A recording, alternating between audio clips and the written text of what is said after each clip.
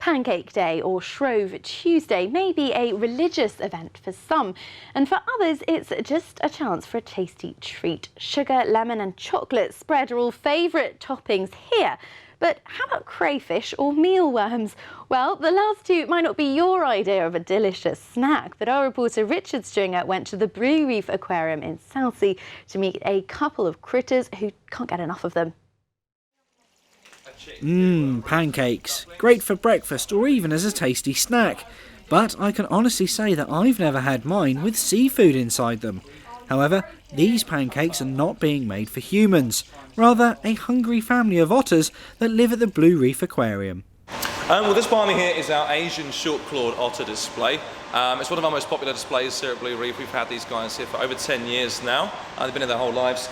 And obviously they've had a bit of an interesting breakfast this morning, a bit more unusual for them than what they usually have. They typically have a breakfast that consists of crayfish.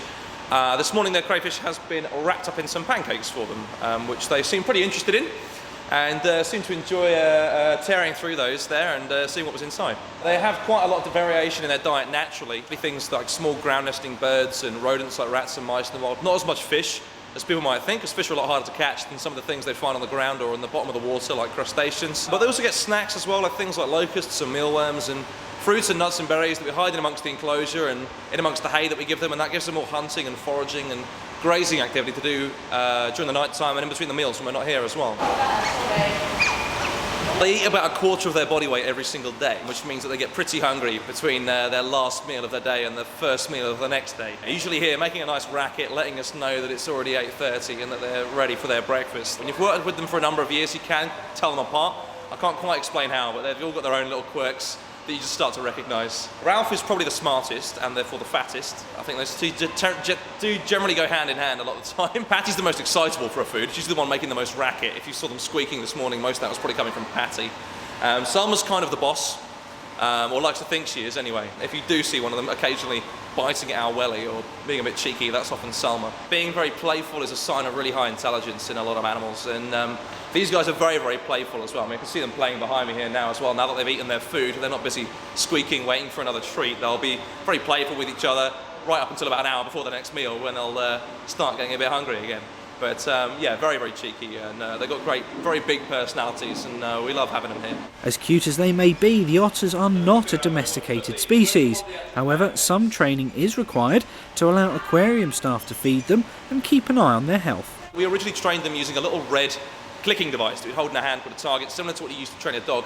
And they learn to associate the clicking sound it makes when they tap their nose to a hand with good behaviour and thus receiving a piece of food. We've reinforced that over the years to the point where they no longer need that clicking sound now, they just need the little fist bump, and they've learned to associate it with good behaviour there as well and getting a reward. And although that's not a very natural feeding habit for them initially, it's actually very important for them because it means we can make sure they're getting better portion control, make sure they're getting the right amount of food, make sure that they are nice and healthy by checking them underneath, by getting that on their hind legs, being able to check their underside, which we normally wouldn't be able to do as easily, and just generally making sure they're not squabbling over their food. If we were to just sort of chuck it into the middle of the enclosure, there'd be a lot of scrapping and a lot of fighting, and it wouldn't be very good practice for them or for us. So this way we can make sure they're all getting the same amount and all getting plenty each as well. So, what will be on the menu next for these lucky critters? Well, they've had their pancakes today for Pancake Day, obviously, which are gearing up for, but I think the next one scheduled might be something for Easter. They'll probably be getting some eggs, I'd imagine, which they do have good fun breaking into the shells and getting into there as well.